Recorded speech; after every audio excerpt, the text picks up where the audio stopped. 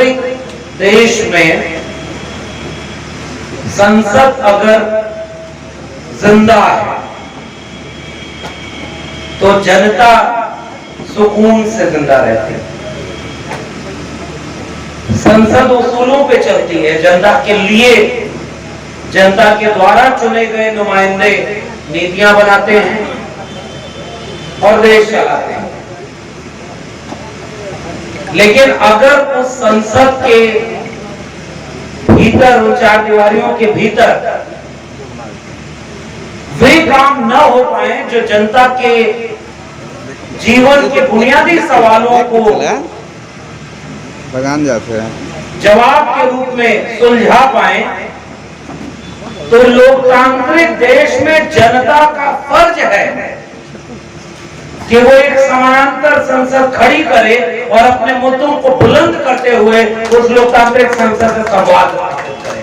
और इसलिए इस बहुजन संसद की श्रृंखला आयोजन को मैं एक उम्मीद की तरह देखता हूं और ये वैचारिक संसद है। इसका एक पर्चा बना होता है। मैं सोचा था कि बोलना शुरू करूंगा तो इस पे बात करूंगा, तब तक देखा कि वो पर्चा आप लोगों तक पहुंचाया है। उस पर्चे में एजेंडे, विषय है, मुद्दे हैं जो इस देश की जनता के मुद्दे हैं, हमारे और आपके मुद्दे हैं।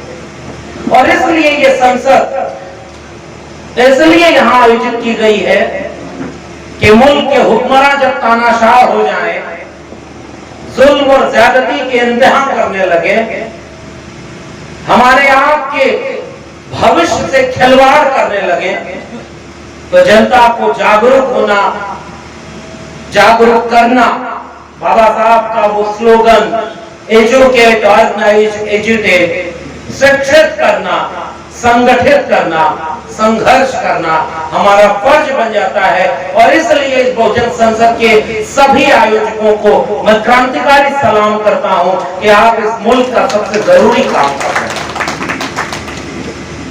और इसके बहाने बिहार आने का बार बार मौका मिलता है। और आज इस आयोजन में जितने भी सम्मानित वक्ता यहाँ आए, अब निजी बात में मेरा पक्ष सिद्धार्थ जी ने बहुत अच्छे से रख दिया है कि भाई सार्वजनिक जीवन का एक जोखिम तो ये होता है कि बहुत कुछ निजी बच नहीं पाता है। तो निजी जीवन की एक उपलब्धि कह लूं, एक पड़ाव,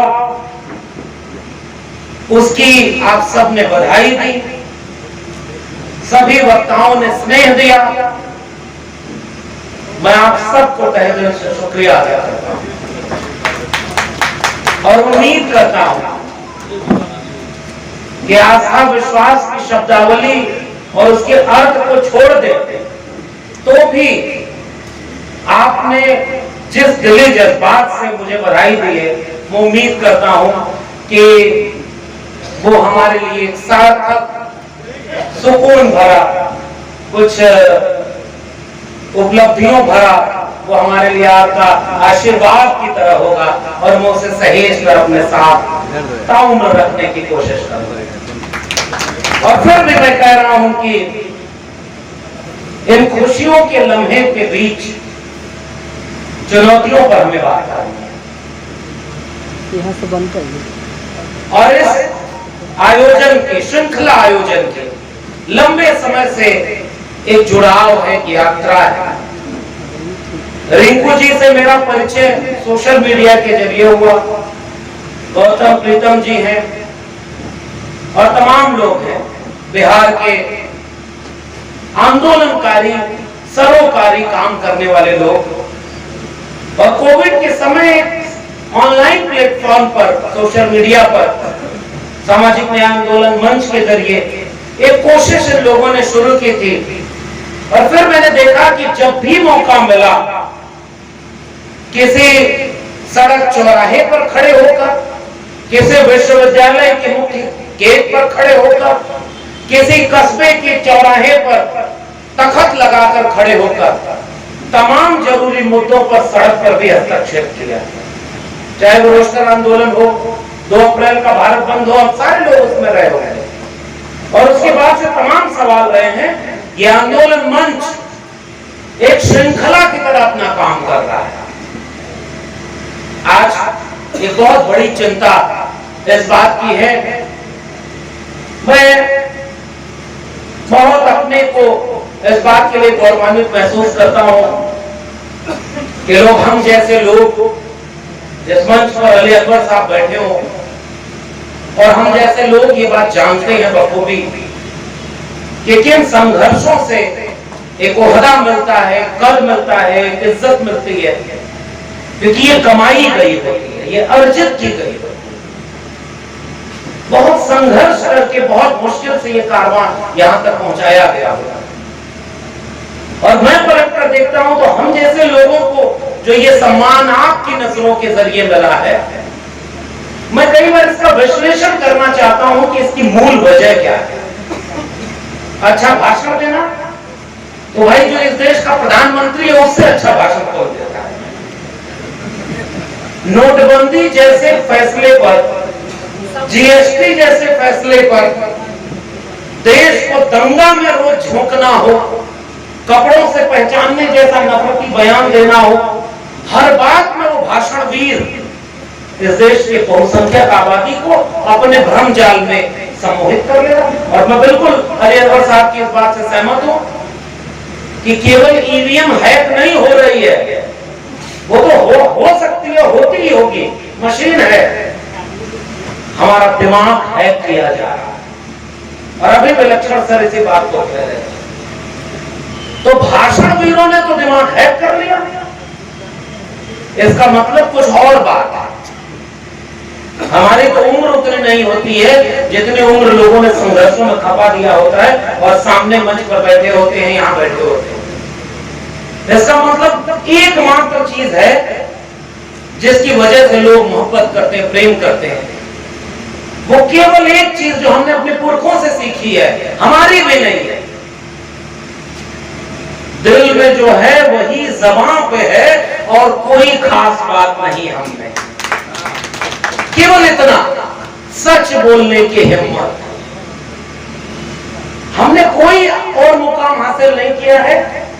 इन बहुजन संसद, बहुजन विचारधारा में एक श्रृंखला है वैचारिक लोगों की, और बिहार की जमीन पर पूरी शिद्दत से उस वैचारिक इतिहास को मैं दोहराना चाहता हूं जागरूक लोगों के बीच में।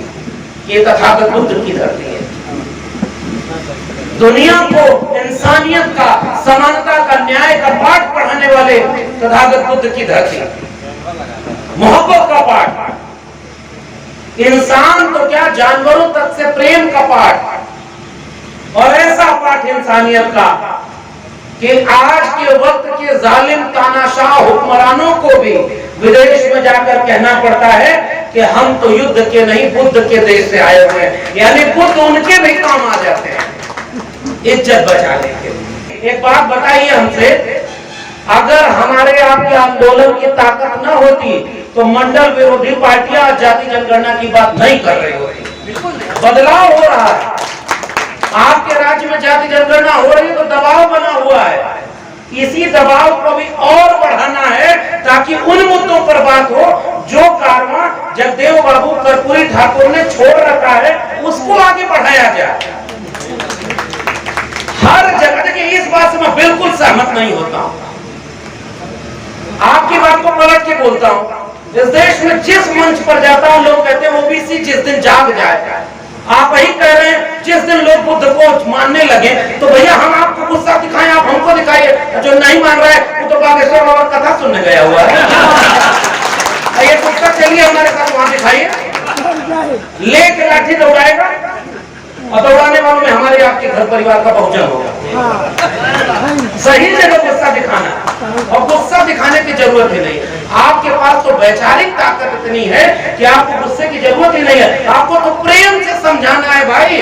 करत करत अभ्यास ते जड़मति होत सुजान, और असरी आवत जाते सिल पर परत निशान।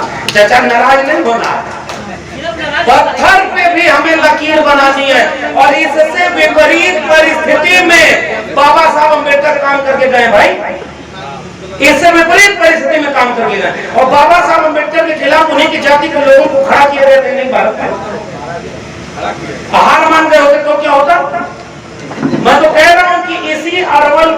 जमीन पर जब देव बाबू को शहीद किया गया ना, मैं आज भी कह रहा हूँ कि आज यही सुबोध जी काम कर रहे हैं।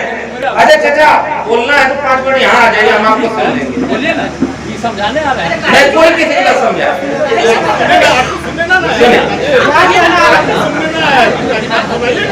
आपके पास आ जाए। ज्यादा ढीला है तो सब लोग नहीं आया। मेरी बात सुनिए, आप मेरी बात सुनिए, बोलिए ना, मारेगा मत ये क्या अभी मैं आपको बोला कि गुस्सा उचित जगह दिखाइए ना भाई।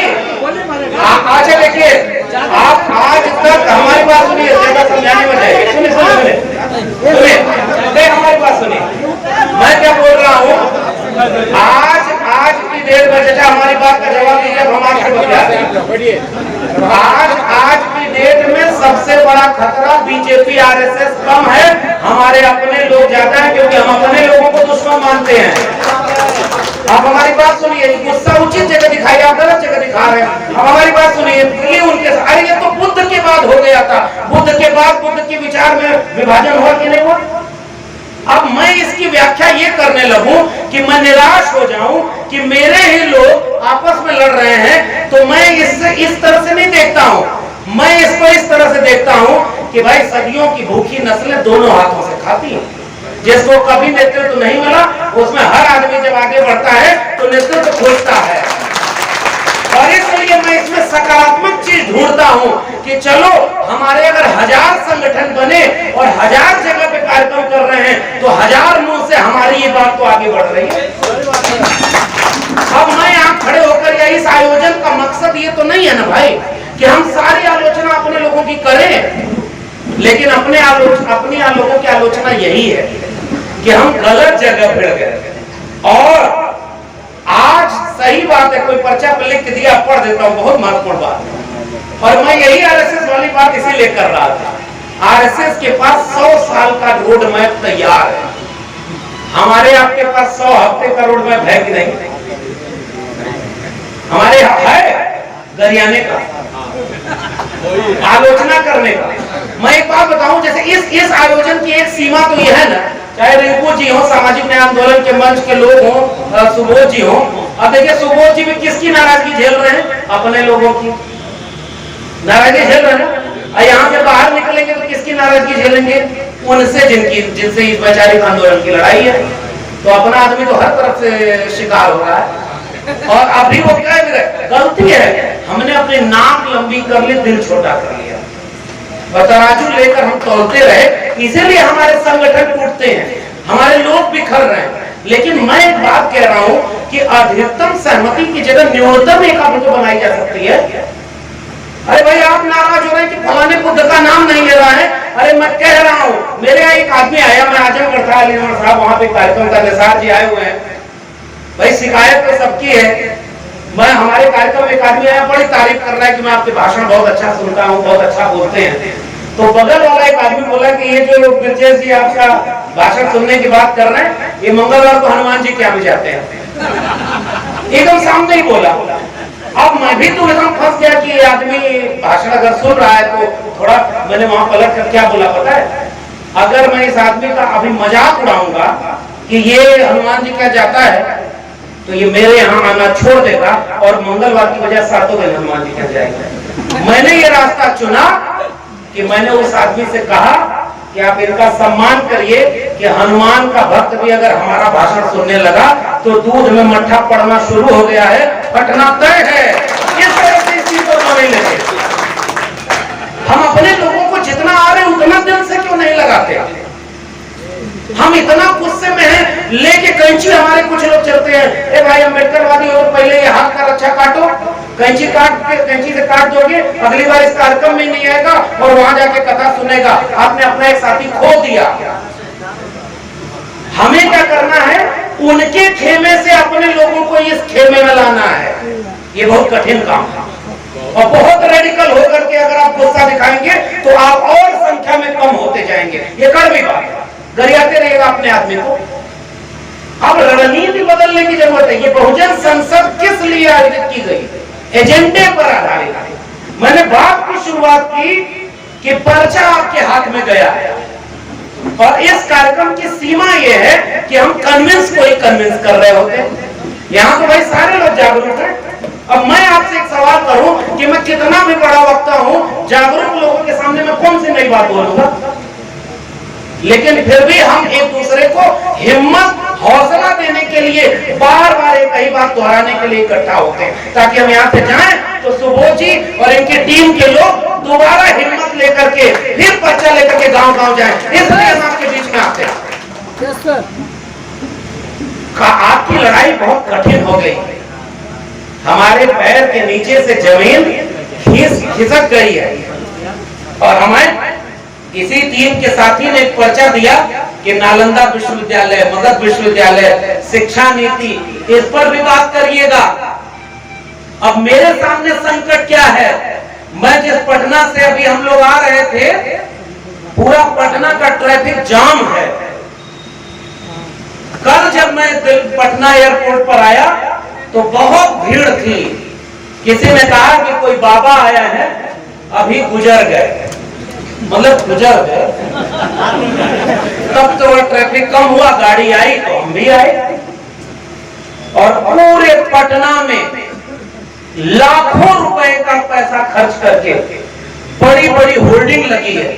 मैं एक काम कर रहा था, जितने लोगों ने होर्डिंग लगवाई है उनमें नीचे लगवाने वाले का नाम लिखा होता है। मैं सबकी जाति पढ़ रहा था, 90% जाति के लोग तो वही बहुजन हैं जिनको जगाने के लिए संसद आयोजित की गई है।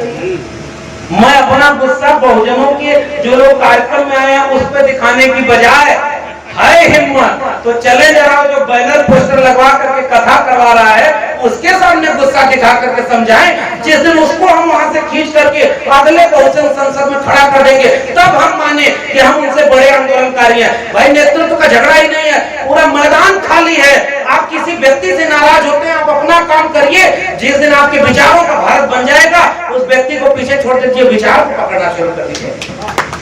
हम सारे लोग केवल व्यक्तियों को देख रहे हैं, हम सारे लोग इस बार मेरे जैसे, हम कुछ नहीं है। मैंने बात यहाँ से शुरू की, हमारे लोगों को आप सम्मान देते हैं तो ये सम्मान हमारा है ही नहीं, ये सम्मान बिरसा, फूले, अंबेडकर, पेरियार का है, क्योंकि उन्हीं को पढ़ करके हमने बोलना सीखा है। वो नहीं होते तो हम कहीं भैंस गाय चढ़ा रहे होते। तो मैं जानता हूं कि ये सम्मान व्यक्ति का नहीं है, विचार का है। और बहुजन संसद जो आयोजित की जा रही है, इन लोगों की विचार को आगे बढ़ाने और एजेंडे को आगे बढ़ाने के लिए आयोजित की जा रही है। और आपके सामने जो खतरा है वो आप देख ही नहीं पा रहे। मैं अभी भी कह रहा हूं, मैं उत्तर प्रदेश से, निसार जी आए हुए बैठे हुए, इन्होंने बहुत महत्वपूर्ण बात कही पसमानदा आंदोलन की। हम ये आलोचना भी करेंगे, हम जानते हैं कि हम उन लोगों को भी आलोचना करेंगे जो बहुजनों के बीच से सरकार में बैठे हैं, कि अगर आपको मौका मिला है और अगर आप नालंदा विश्वविद्यालय या शिक्षा की बात हो या नई शिक्षा नीति की बात हो, शिक्षकों को रोजगार देने की बात हो, SC ST OBC की फेलोशिप की बात हो, अगर आप ये काम नहीं करेंगे तो हम आपसे भी शिकायत करेंगे। लेकिन इस शिकायत का, अपनों की लड़ाई का फायदा कोई गैर अगर उठा ले गया तो फिर किससे लड़ोगे आप? आओ उत्तर प्रदेश में, निसार भाई बैठे हुए हैं और यहाँ सारे सम्मानित लोग चल के उत्तर प्रदेश के किसी एक थाने का आप आंकड़ा उठा लीजिए, 99% मुकदमा और झूठ के जेल में कैद किसी बहुजन समाज के लोग हैं। ये होता है रामराज्य। आपको बोलने का भी हक नहीं मिलेगा, लड़ने का भी नहीं मौका मिलेगा। ऐसा बुलडोजर चल रहा है ना कि सारी विचारधारा पीछे हो गई। एक आंदोलन करके दिखा दीजिए उत्तर प्रदेश में। आइए, बिहार में ये बहुजन संसद जैसे तमाम आयोजन, श्रृंखला आयोजन चल रहे हैं और मैं इस आयोजन में मैंने पिछले अप्रैल की बात से कहीं जाने का मना कर दिया था। और इस मंच का, इस आंदोलन का और इस वैचारिक लड़ाई का ये आकर्षण है कि उसके बाद भी हम खींचे चले आए। किस लिए आए? क्योंकि हम जानते हैं कि इसी के बीच से कोई रास्ता निकलेगा। इस एजेंडे से जो पर्चा दिया गया है उसमें जातिवार जनगणना की बात कही गई, उस एजेंडे में बहुजन दावेदारी और हिस्सेदारी की बात कही गई। इस बैनर पोस्टर पर यूं ही नहीं, नारे की तरह लिख दिया गया है, मनुवादी कारपोरेट जो तानाशाही है, फासिस्ट तानाशाही, उसके खिलाफ लड़ाई। दुश्मन पहचान ही नहीं पा रहे और हमारी लड़ाई चौतरफा है। इसलिए मेरी गुजारिश मेरे अपने लोगों, हम आपके बीच में आदने से हैं, हमें कोई अहंकार गुरूर नहीं है, क्योंकि ये समाज है। हमारा समाज बहुत मुश्किल से किसी को इज्जत देता है, लेकिन मैं फिर से कह रहा हूं कि इज्जत व्यक्ति को नहीं होती, विचार की होती है। पुराना एक गाना लिखा ऐसा मुझे बहुत याद आता है कि कल और आएंगे नगमों की खिलती कलियां चुनने वाले, हमसे बेहतर कहने वाले और तुमसे बेहतर सुनने वाले। कोई अहंकार गुमान में रहना नहीं चाहिए। ये कारवां बड़ी मुश्किल से, अरे भाई अरवल में खड़े होकर हम कह रहे हैं जगदेव बाबू से बड़ी शहादत किसको देनी पड़ी, गोली मारी गई, अपमानित किया गया, जलील किया गया, तब भी ये कारवां रुका क्या? और मैं आपसे कह रहा हूं, आप कह रहे हैं कि हमारी लड़ाई पीछे जा रही है, हम हार रहे हैं। नहीं भाई, आज मैं दावे से कह रहा हूं, अगर हिम्मत है तो जगदेव बाबू की तरह कोई एक और कांड करके दिखा दो, पूरा अरवल अगर अगले दिन बंद ना हो जाए तो कहना। तो कारवां आगे बढ़ रहा है, हम केवल निराशा में नहीं जी सकते, हमें इसे और कैसे बेहतर आगे बढ़ाना है, इस पर मिलकर बात करनी। और ये संसद लगाने का मकसद भी यही होता है। इतने अगर हमारे में काबिलियत रहती तो इस जगह को छोटा पड़ जाना चाहिए। मैं भी इस बात से सहमत हूं। अगली बार लगाइए, आदिवासियों के बीच जब मैं राजस्थान में गया तो वहां एक कल्चर होता है सर, जाजिम प्रथा। जाजिम प्रथा का मतलब होता है केवल प्लेन ऐसे दरी बिछाई जाती है, कोई मंच नहीं होता। और जाजिम प्रथा में सब बराबर होते हैं, सब बराबरी में बैठ करके बात करते हैं। अगली बार लगाइएगा जहानाबाद अरवल में ऐसे जाजिम बिछाइएगा दरी, हम आपके साथ नीचे बैठेंगे, लेकिन हमें भरोसा दिलाइए ये पाखंडी बाबाओं से चौथाई भीड़ भी आप जुटा लेंगे, हम अपना टिकट कटाकर आपके सम्मेलन में आपका समर्थन कर ले आएंगे। हमें अपने लोगों को जुटा नहीं पा रहे, और जो जुटा आया है उसी से लड़ रहे। अरे भाई, कहीं मामला गलत ट्रैक पर तो नहीं जा रहा? सही जगह गुस्सा दिखाना है। और क्यों ऐसा दिखाना है? चंद महीने बचे, अगर 2024 में उनकी सरकार वापस आ गई ना, तो ये जो शुद्धता का कसौटी और तराजू लेकर हम घूम रहे हैं कि कौन प्योर अम्बेडकरवादी है और कौन प्योर बुद्ध को मानने वाला है, वो तराजू भी आपके हाथ से छीन ली जाएगी। और आपका बच्चा, हमारे घर का बच्चा, अगले दिन किसी धार्मिक जुलूस में किसी मुसलमान को गाली देते हुए, किसी सांप्रदायिक दंगे में तलवार लहराते हुए नजर आएगा। बुद्ध खुले पेरियार के मिशन पर आप अगला कार्यक्रम नहीं कर पाएंगे, परमिशन नहीं करेंगे। मैं पूरे अप्रैल देश भर में घूमा हूं, अंबेडकर जयंती मनाई जाती है। पहली बार हमने देखा कि अंबेडकर जयंती लाखों लोगों ने मनाया, लाखों लोग मनाए। इतना नहीं मनाया जाता था। और अभी कल जब जिस कार्यक्रम में पटना में था, मैं वहां भी बोला कि 13 मई कल है, बाबा साहब की जयंती 14 अप्रैल को थी। महीने भर दुनिया में बहुत महान लोग पैदा हुए, बड़े नेता हुए, बड़े दार्शनिक हुए, दुनिया भूल गई। महीनों महीनों करोड़ों लोग दुनिया में, और दूसरा कोई नायक नहीं है जिसकी जयंती मनाई जा रही हो, तो डॉक्टर अंबेडकर है जिनकी जयंती आज भी मनाई जा रही है। तो मैं तो इसमें सकारात्मक पक्ष देखता हूं। लेकिन फिर एक सवाल आपसे आलोचना करते हुए पूछता हूं, जयंती मनाने लाखों करोड़ों उतरते हैं, और वहीं अगर मुद्दा कोई सामने आ जाए तो उसका 10% भी सड़क पर नहीं आते। इसका भी तो विश्लेषण करना होगा। क्योंकि जयंती में बाइक पर बैठकर नौजवान जय भीम का नारा लगाते हुए बाबा साहब की, अंबेडकर की फोटो लगा करके घूम रहे।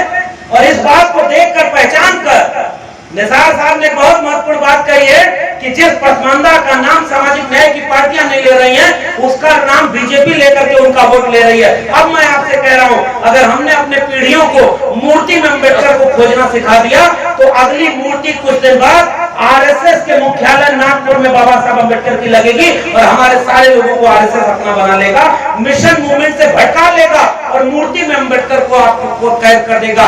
विष्णु का अवतार बनाया था ना बुद्ध को, अगला अवतार अंबेडकर को बनाकर पूजने लगेगा, और हमारा आंदोलन खत्म हो जाएगा। इसलिए बहुजन संसद की जरूरत है। एजेंडा हमारे लोगों को समझाना होगा।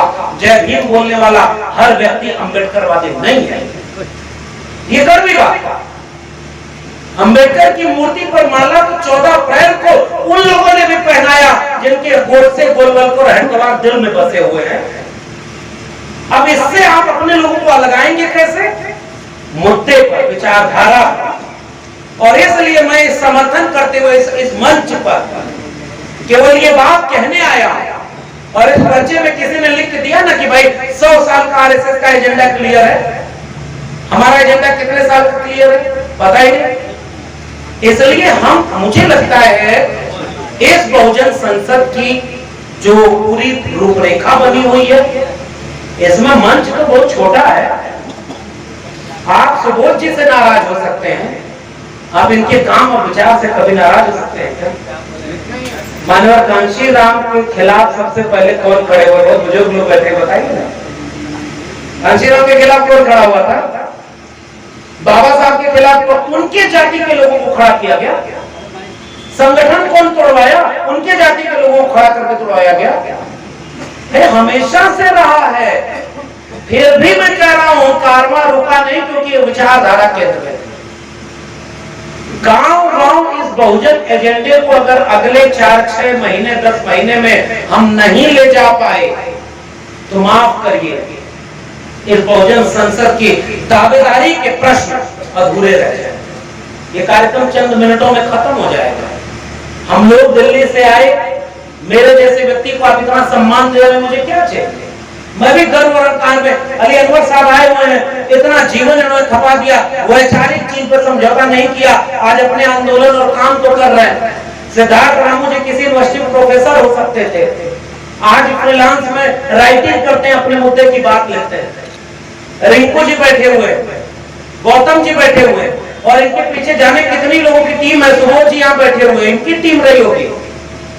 और मैं अपनी बात क्या कहूं, मैं ब्लैक लिस्टेड हूं अपनी यूनिवर्सिटी में, ज्यादा मंच पर बोलना नहीं चाह रहा था। ये सब ये जोखिम हम लोग क्यों उठा रहे? हम भी तो मेरे लहजे में मेरा सबसे बड़ा कसूर ये था कि मेरे लहजे में जी हजूर ना था। अगर हम भी जी हजूरी कर लेते तो हम भी आज किसी बड़े होते पर हम सारे लोग होते। इसका मतलब मैं आपका सम्मान इसलिए कर रहा हूं क्योंकि आप हमारे साथ खड़े हैं। आप हमारा सम्मान इसलिए करिए क्योंकि हम सारे लोग तमाम सुविधा भोगी जीवन छोड़ करके एक मिशन मूवमेंट के साथी हैं। इसलिए आइए गांव मिला करके आगे बढ़ते हैं। भाई चंद लोग हैं हम, लेकिन मिशन मूवमेंट का काम बहुत बड़ा है। एक गुजारिश, जाति जनगणना का सवाल है, निजीकरण का सवाल है, आरक्षण को खत्म कर दिए जाने का सवाल है। मैं तो कई बार सोचता हूं कि इन मुद्दों पर हम अपने लोगों को कैसे जागरूक करें। मैं अभी एक बात कह रहा हूं, अब एक आखिरी बात 2-4 मिनट में खत्म करूंगा। अब एक चुनौती मेरे सामने होती है कि जिस भी जगह जाइए, आज सर टीवी फुटेज जो कल हमने देखा, बिहार आने पर इस देश के प्रधानमंत्री का भी थाली लेकर के पूरी बीजेपी पार्टी आरती नहीं उतारी होगी जैसा वो 26 साल के बाबा को उतार लिया। ये तो अपमान है ना प्रधानमंत्री जी का। उनको भी वो सम्मान नहीं मिला जो एक अदने से बच्चे को मिल रहा है। पूरी पार्टी उसके कार्यक्रम में लगी हुई है। इसका एजेंडा समझ में आ रहा होगा हम लोगों को। ये धार्मिक एजेंडा नहीं है, ये राजनीतिक एजेंडा है। वो राजनीति कर रहा है। इस देश में जाने कितने बाबा आए। अब मैं एक इतिहास की बात बता रहा हूं। शुरुआती मुलाकात थी, 16वें सम्मेलन के लिए जाने का वक्त था। बाबा साहब अम्बेडकर गांधी जी से मिलने गए, अम्बेडकर जी, और मिलते हुए कोई जिक्र आया महात्मा का, और तब तक उनको पदवी मिल गई थी।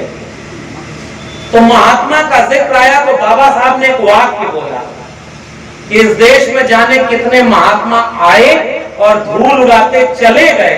इस देश में अगर कोई असल में महात्मा था तो वो अकेला एक महात्मा ज्योतिराव गोविंदराव फूले थे, और कोई महात्मा नहीं हुआ। वैसे ही उसी तर्ज पर मैं एक बात कह रहा हूं, इस देश में जाने कितने बाबा आए और चले गए। इस देश में आज भी अगर कोई एक बाबा है तो वो बाबा साहब डॉक्टर भीमराव अंबेडकर हैं, और दूसरा कोई बाबा नहीं है। अरे चलेगा, कुछ दिन इंतजार करिए, पोल खोलेगा। 1990 और 2000 का दशक था, पुराने वरिष्ठ लोग बैठे हुए, तब तो सोशल मीडिया भी नहीं था। और इसी देश में गणेश की मूर्तियां दूध पीने लगेंगी। बताइए सही बोल रहा हूं गलत? और मैं पूरे देश में घूम घूम करके पूछ रहा हूं धार्मिक लोगों से, फिर ट्राई नहीं किया क्या? दूध पीना बंद कर दिए, प्यास नहीं लग रही? क्यों ऐसा हुआ? ये मजाक की बात नहीं है, तर्क की बात है। ब्राह्मणवाद, मनुवाद एक विचार है और हमारे लोगों को मूर्ख बनाने के लिए हर बार नया पैतरा लेकर आता है, भेष बदलकर बहरूपिया आता है। और आज वो बहरूपिये जो काम इस देश के गृह मंत्री से पूछा गया कि क्या आपका देश हिंदू राष्ट्र है, उन्होंने कहा नहीं। कहा आपका देश हिंदू राष्ट्र बनेगा, हिंदू राष्ट्र के हिसाब से चलेगा, तो इस देश के गृह मंत्री ने बोला कि नहीं, ये देश भारत के संविधान से चलेगा। इसका मतलब इस देश में कोई धर्म, कोई बाबा इतना ऊपर है ही नहीं, क्योंकि सबसे ऊपर इस देश का संविधान है। और आज ये बाबा साहब संविधान विरोधी बात करता है। मैं छत्तीसगढ़ गया था और एक बहुत बड़ा आयोजन था, उसमें उसी बाबाओं की एक क्लिप वीडियो दिखाई गई कि पूजा करना, आरती करना। वो उसी में बता रहा था कि अगर आपका बच्चा पढ़ने में कमजोर है तो जिस दिन इम्तिहान हो, बच्चा बेलपत्री पर थोड़ा शहद लगाकर शिवलिंग पर लगा दे, बेटा पास हो जाएगा। कुछ दिन बाद अखबार में खबर छपी कि उसका अपना बेटा 8वीं में फेल हो गया। और उसी क्लिप में उसमें आखिरी में दिखाया गया कि जाते जाते लोगों को कहा गया, एक लोटा जल सभी समस्याओं की हल। वो कहा कि अपने घर में एक लोटा जल रखो। हमारे घर के लोगों को एक विमर्श की बात, सवाल की तरह मैं रख के जा रहा हूं। हम अपने लोगों को कहते हैं कि हमारे लोग धार्मिक हो गए। शिक्षा देना राज्य की जिम्मेदारी थी, स्कूल खोले जाए, विश्वविद्यालय खोले जाए, और शिक्षा केवल डिग्री नहीं, क्योंकि डिग्री प्रधानमंत्री की भी झूठी निकल सकती है। चेतना की शिक्षा, समझदारी की शिक्षा, वो शिक्षा नहीं मिल रही। नई शिक्षा नीति ने पूरी शिक्षा को बेच दिया, शिक्षा खत्म। यानी अब एक अपड़ और कुपड़ भीड़ तैयार हो गई। फिर दूसरा काम था राज्य का रोजगार देना, रोजगार अब दिया नहीं। 2 करोड़ रोजगार हर साल देंगे।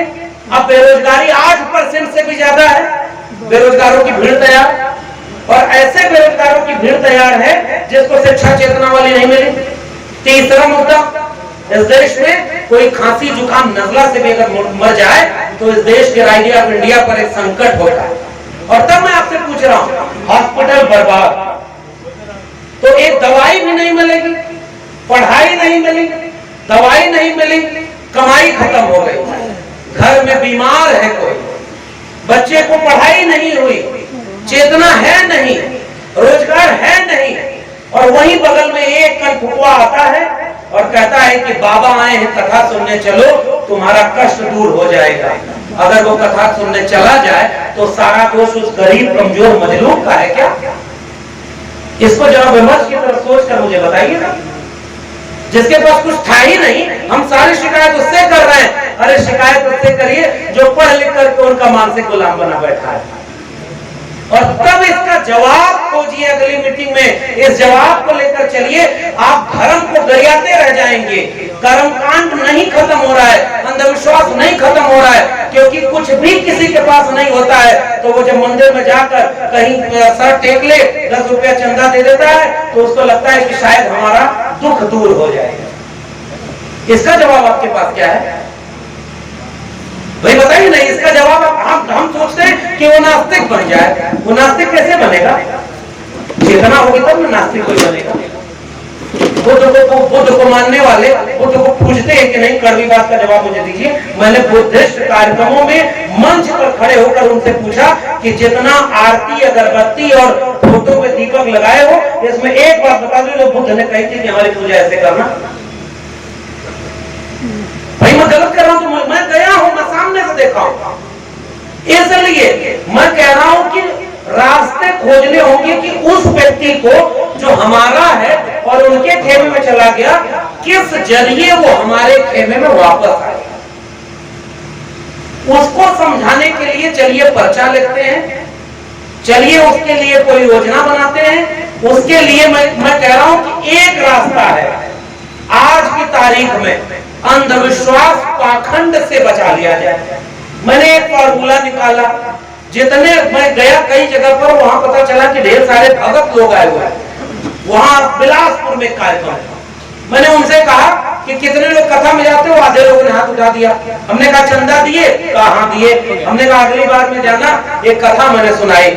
एक बार क्या हुआ कि एक आदमी बहुत जो परेशान था, उसके पास पंडित के पास गया तो उसने कहा कि हमको मुक्ति कैसे मिले, बहुत दुख है, दूर हो जाए। तो उसने एक मंत्र लिखकर कागज पर दे दिया, कहा ले बेटा इसमें तुम्हारा मंत्र। तो कहा क्या करना होगा? कहा इसका जाप करो, आपका कष्ट दूर हो जाएगा। तो उसके बाद ठीक है, कहा हुजूर रख लिया। तो कहा अब? तो कहा जजमान दक्षिणा। तो दूसरा आदमी थोड़ा समझदार था, एक आध बहुजन संसद अटेंड किया था, तो उसने भी एक कागज उठाया और उस पर लिख दिया 1 लाख रुपया और लपेट कर उनको पकड़ा दिया कि ये दक्षिणा बना दिया।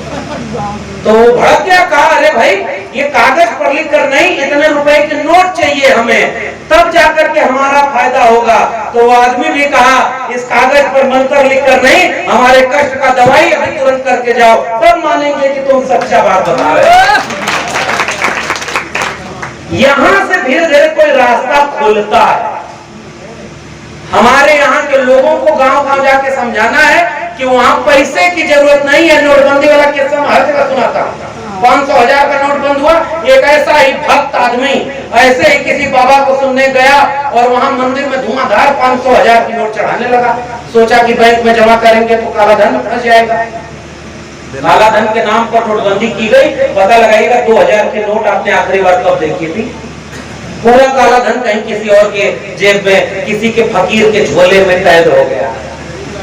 अगली बार देश छोड़ के कौन भागेगा सोचिएगा। और तब मैंने कहा कि वो जब 500,000 की नोट चढ़ाने लगा तो तुरंत बीच में एक आदमी और कहा कि अरे मूर्ख ये नोट बंद हो गई है। तो वो कहा धीरे बोलो, तुमको पता है नोट बंद हो गई, मुझको पता है नोट बंद हो गई, भगवान को थोड़ी पता है कि वाली नोट बंद हो गई।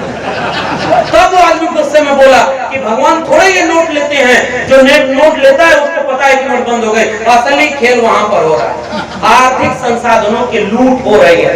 इसलिए बहुजन संसद का एजेंडा है संसाधनों का समान वितरण। मैं एक आखिरी बात बोलकर जा रहा हूं। मुझे जो लगता है, आप लोग भी विचार करिएगा, बहुत बौद्धिक लोग हैं, बहुत सम्मानित आप लोग हैं, हम सब मिलकर एक विचार विमर्श करें। आज की डेट में 90% बहुजनों को जोड़ने का सूत्र क्या हो सकता है? एक सूत्र है अंधविश्वास पाखंड से और सांप्रदायिक दंगे से अपने बच्चों को बचा लेना, पहली शर्त। दूसरी बात, ये बहुजन संसद का पर्चा आपके हाथ में गया है, एजेंडे पर आपकी एका बन सकती है। जगदेव बाबू को हम सबसे अपने अगुआ नायकों में इसलिए मानते हैं कि उनके नारे में एक सूत्र था। सिद्धार्थ जी से पहली बार जब बात हुई तो सिद्धार्थ जी ने कहा कि वही सूत्र वहां से निकाल करके हमें आज चरितार्थ करना होगा।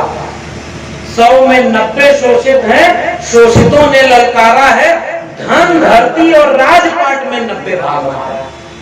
पहली पीढ़ी के लोग मारे जाएंगे, दूसरी पीढ़ी के लोग जेल जाएंगे, तीसरी पीढ़ी के लोग राज करेंगे। मुझे तो ये दिखता है तीनों पीढ़ी के लोग एक साथ यहाँ हमारे सामने खड़े, कुछ लोग राज कर रहे हैं, कुछ लोग जेल में हैं और कुछ लोग मारे भी जा रहे हैं। इसका जवाब क्या है? अब मैं ये कहूं कि जगदेव बाबू की शहादत भी बेकार हो गई? नहीं, मैं अशांत फरामोश नहीं हूं। मैं जानता हूं कि जगदेव बाबू की शहादत में इतना कुछ था कि उसकी वजह से हम जैसे लोग या आप बहुजन संसद के लोग आंख में आंख डाल करके लड़ करके अपने दम पर किसी भी जगह पर खड़े होकर अपने मुद्दे की बात कर रहे हैं। इसलिए आगे बढ़ाने का मेरा फॉर्मूला, मुझे जो लगता है, एजेंडा अगर सामने रखेंगे तो एकता बन जाएगी। इस देश का कोई भी जागरूक शेड्यूल कास्ट, शेड्यूल ट्राइब जाति जनगणना का विरोधी नहीं। आज जाति जनगणना का समर्थन वो कर रहे हैं, और जबकि जाति जनगणना उनकी होती है, शेड्यूल कास्ट, शेड्यूल ट्राइब की होती है, ओबीसी की नहीं होती, अपर कास्ट की नहीं होती। लेकिन सारे लोग मिलकर के अगर पूरे देश में जाति जनगणना को एक एजेंडे की तरह ले चले और अगले बहुजन संसद में एक पर्चा ऐसा तैयार हो जिसमें साफ लिखा हो कि अगर जाति जनगणना हो जाएगी तो ये फायदा मिलेगा, अति पिछड़े को ये फायदा मिलेगा, इनको ये फायदा मिलेगा, देश को ये फायदा मिलेगा, मुझे लगता है कि सब लोग एकजुट होना शुरू हो जाएंगे।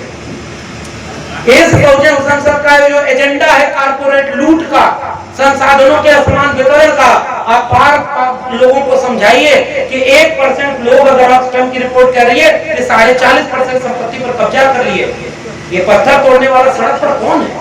खेत में मजदूरी करने वाला कौन है? किसी कंपनी में दिन रात अपने जीवन को बर्बाद कर देने वाला कौन है? सारे हमारे लोग, और हमारे संसाधन लूट रहे हैं। कोई कंपनी का मालिक बनकर लूट रहा है, कोई नेता बनकर लूट रहा है, कोई बाबा बनकर लूट रहा है। ये सारे लोग हमारे संसाधन लूट रहे हैं। इसलिए तीसरा एजेंडा मुझे लगता है संसाधनों वाला, जमीन वाला अगर जोड़ेंगे, एकता बनेगी। संसाधन लूटा जा रहा है तो शेड्यूल कास्ट, शेड्यूल ट्राइब और ओबीसी तीनों का लूटा जा रहा है। एजेंडे पर एकता बनेगी और न्यूनतम सहमति पर अधिकतम एकता बनाने का वक्त है। मैं गुजारिश करके जा रहा हूं, मेरे पिताजी ने किस्सा सुनाया था। अंगूर खरीदने गए तो जो सस्ता अंगूर के चक्कर में जो गुच्छे से टूटकर बिखरा था ना, उसे 10 रुपया किलो खरीद कर लेकर आ गए। तो उन्होंने कहा कि अरे भाई बड़ा तुम तेज व्यक्ति हो, कम पैसे में ज्यादा अंगूर ले आए। तो कहा हाँ, दूसरा वाला क्यों नहीं ले आए? वो महंगा था। क्यों महंगा था? कहा वो गुच्छे में था। कोई बात समझे? नहीं। उन्होंने कहा कि अगर गुच्छे में रहोगे तो औकात ज्यादा रहती है, अगर टुकड़े में बिक गए तो ऐसे ही उन्हें अपने दाम पर खरीदे और बेचे जाए। आइए एससी, एसटी, ओबीसी मेहनत कश कमेरा लोगों को एकजुट करने के लिए ये गुच्छे जो बिखर रहे हैं ना, इन्हें जोड़ने की हर मंच पर बात करें। नाराजगियां अपार हैं। खेत बचेगा तो फसल का बंटवारा कर लेंगे। खेत अगर बिक गया तो सारी लड़ाई घर की धरी की धरी रह जाएगी। और 2024 का चुनाव सामने खड़ा है। यही गुजारिश करके जा रहा हूं, अगली बार ये श्रृंखला आयोजन है, ये चलता रहेगा। बड़ा आयोजन आज हुआ है, इस आयोजन को, इस पर्चे को छपवा करके उसी तर्ज पर छपवाइए कि इस पर्चे पर नीचे एक लाइन लिखवा दीजिए, ये जितना सब बागेश्वर धाम वाला पाखंड सुनकर लौटे, ये जो पर्चा आप लोग बनाए उसके नीचे लिखवाइए, यह पर्चा जिसको मिले, अगर 1000 पर्चा अपने पैसे पर छपवा कर गांव-गांव बिकवाएगा तो 24 घंटे में उसको एक अच्छी खबर सुनने को मिलेगी। और अगर आपने ये पर्चा फेंक दिया या फाड़ दिया तो आपके घर में कोई अनहोनी हो जाएगी।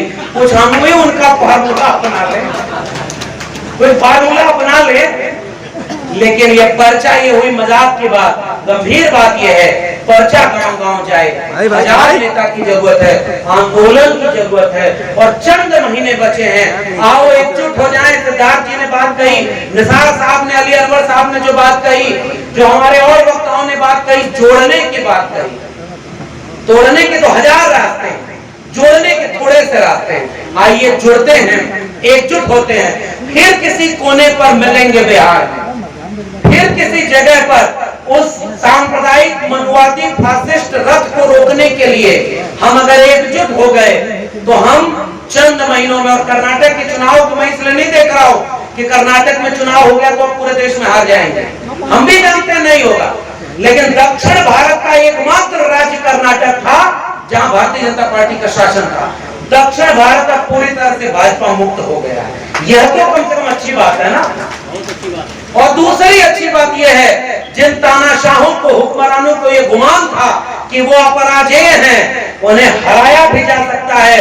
लाख वो कह लें कि बटन दबाने जाओ तो बजरंगबली का नाम लेना, ऐसी संविधान विरोधी बात कर लें, तब भी काम नहीं आया, सांप्रदायिकता काम नहीं आई। इसका मतलब आओ उत्तर भारत के लोगों, बहुजन संसद गांव-गांव आयोजित करें और 24 में इन मनुस्मृति वालों से भारत के संविधान को बचा लें। तब इस कार्यक्रम का हमारे बोलने, और आपके इतनी गर्मी में आपने बैठ करके हमारा बात सुना है। हमसे ज्यादा मेहनत आपने की है, और आपकी मेहनत, हमारी मेहनत कल को यूं ही जाया न हो जाए किसी आपसी खुन्नस में, किसी आपसी तालमेल के न बनने में। अगर ऐसा हुआ तो पीढ़ियां हमें बख्शेंगे नहीं। हम जगदेव बाबू जैसे पुरखों के वारिस हैं तो नाच से उन्हें याद करते हैं।